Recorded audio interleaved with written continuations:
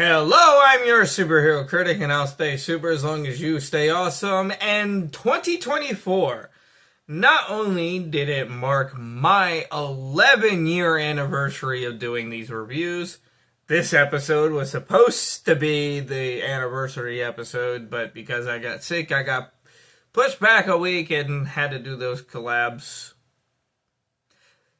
But it is also the 40-year anniversary of Ninja Turtles.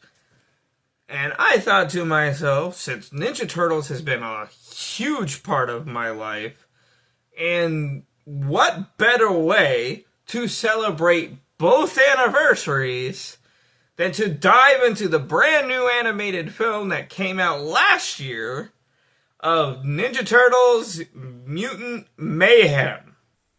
When I first found out that the new animated TMNT movie was going to be written by Seth Rogen, I was highly expecting yet another Michael Bay flop filled with drug jokes and, his type of comedy.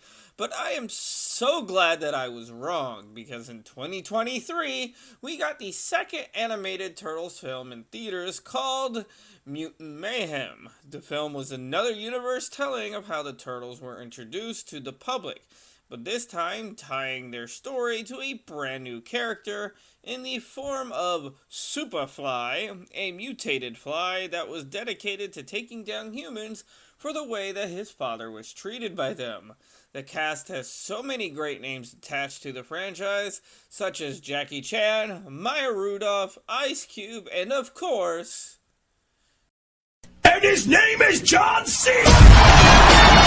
And that film would also mark the first time that the Turtles were ever actually played by teenagers, so they could age with the franchise.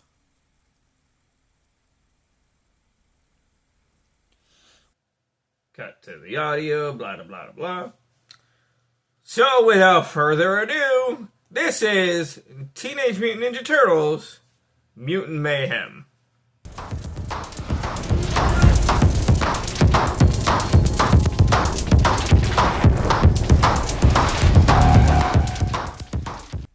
We begin with TCRI's men going after Baxter Stockman for his mutagen that has been mutating animals. During the raid, however, a mutated fly tries to protect its father, causing the head of the raid to shoot him, hitting a canister and blowing up the house. His men are ordered to take anything they can find, not realizing that they knocked one of the containers into the sewers, leading to an epic sewer-to-logo transition. Use, you lose. 15 years later, we see our heroes training for a secret mission. Go, Gert. Go, Gert. Okay, Ben. Mikey's gonna take all my jokes this movie, isn't he? The teens discuss their mission, and we get a montage of them getting different groceries as the news position talks about a gang leader terrorizing the city named Superfly. The Turtles then decide to go watch a drive-in movie. See, even the Turtles like Matthew Broderick. We do not say that name in this household. I don't understand why you hate him so much. If it's any consolation, neither do I.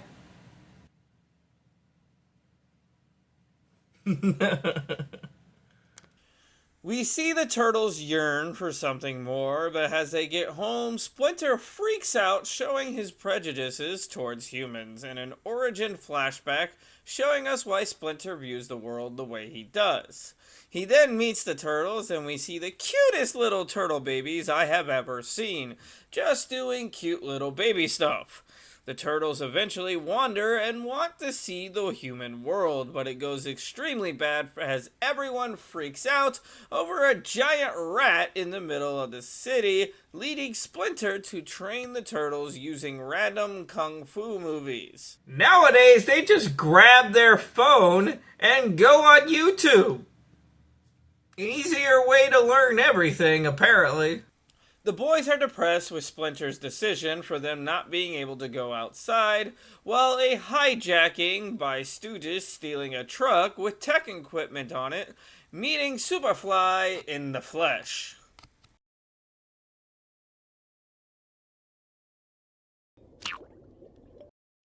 The leader of TCRI is alerted of what happened, so they decide to put tracking systems in future trucks, while the turtles are practicing being fruit ninjas.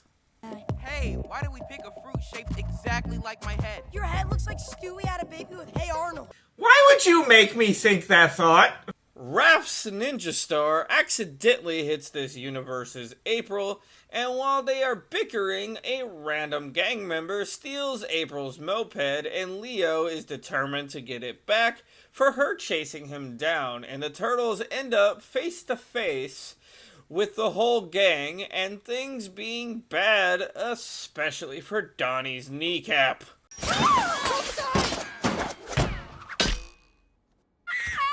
Owie! The fight goes how you'd expect it, with a lot of the fight being slapstick comedy fighting since the guys are supposed to be inexperienced. I laughed a lot during this scene the first time I saw this in the theater, especially when it has so many random references, including the ninja rap. Before long, though, they manage to kick all of their butts, and April walks in expecting a fight, but only meeting the turtles face to face. Can we explain this over some pizza? You know what? I can also go for some pizza. Barbecue chicken? April learns the turtles' backstory, finding out she's the only human they've met, hoping she can write a story about them that makes humans actually like them. And after they discuss whether or not they should use their skills to take down Superfly, they call April and tell her that even Leo wants to help. This brings a whole new meaning to the term awkward turtle. Also, can we stop force-feeding cross-species love stories into the turtle franchise? It's fucking creepy! The group meet at the school, and of course the turtles are overexcited, and they make fun of each other for not having last names. While April lets them know why she is apparently known as Puke Girl. Well, I'm slowly losing my appetite. This movie just doesn't want me to eat anymore, does it? April gives the turtles the rundown on what she knows, and we get one of the best montages I've ever seen as they go after different people said to be working for Superfly, getting information and landing on a guy who goes quick into telling them about a truck that's going to get hijacked that night. The guys get a text from Splinter asking them to come home, and April goes with them. Man, there's a cockroach surfing on a turd. Awesome. Good. Love. I'm done. This movie's just made me lose my appetite.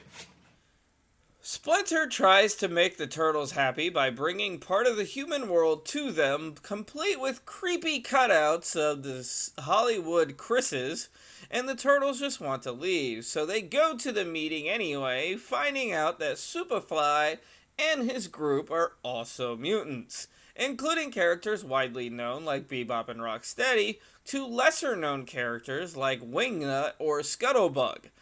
The boys question him about his weapon, but the first decide to head to the bowling alley.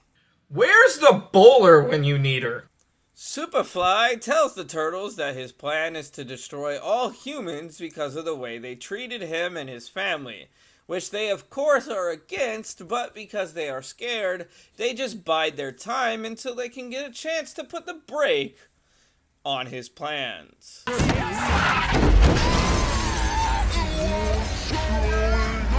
This starts a citywide car chase between the turtles, trying to take the final piece away from Superfly, but he overpowers them and ends up getting away as their van crashes, allowing them to be kidnapped by TCRI, and they begin torturing them, giving a small reference to the 90s video game where they are continuously electrocuted.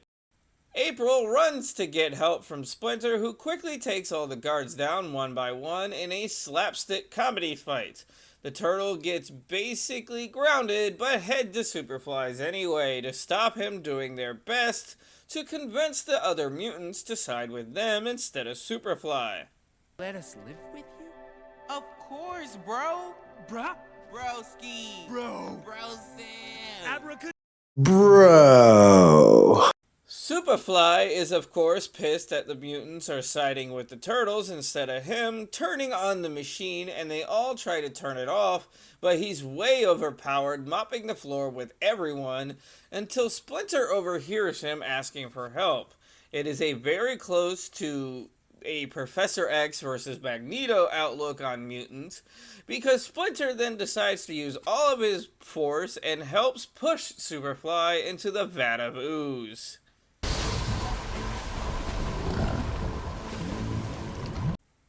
This instead actually just mutates Superfly into a whale mutant that flops into the zoo, mutating him further into a massive animal kaiju that instantly heads directly to New York to cause more destruction. None of the mutants actually think they can take him down, but Splinter has a sensei speech of success. So we're gonna get that monster. We're gonna take him down. We're gonna film it. We're gonna show. It's just so beautiful! The group have an epic heroes walking moment, and Raph uses a gun that detaches a horse from Superfly's body. This leads to Super Duper Fly turning on the group, attacking them, and destroying the city. This shows the rest of the city who the mutants actually are, and they react in fear, not knowing what's going to happen. Leo gives his own leader speech, and the group figure out that they have to attack Superfly's blowhole, can't believe I just said that, with the mutagen bullet. I really don't like the fact I just said that sentence. While the turtles head to fight Superfly, April runs into Channel 6 and overcomes her fear of reporting to the world the real facts. They pick up Splinter on the way and use the parking garage to drive to Superfly, but he catches them tossing Splinter and the mutagen away, and Splinter gets help from a group of humans that decide to help get the mutagen back to the turtles in a game of keep away, ending with the 4 turtles working together to save the day. Boot up now.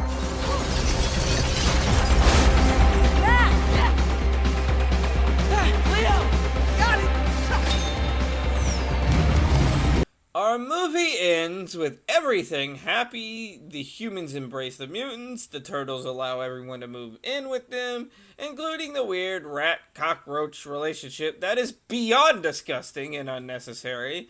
But the boys begin their first day at a human school.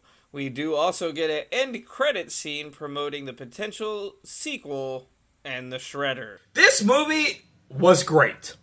The film was a massive success, making back more than half its budget of $70 million, raking in almost $181 million. It also launched a 9-episode miniseries currently on Paramount Plus that I do plan on reviewing in the future, as well as a video game I am currently streaming over on my Twitch channel called Mutants Unleashed. You can follow me over there at Peanut the Ranter. While I'm not a big fan of the animation style, the film does actually feel like the Turtles that we've grown to know.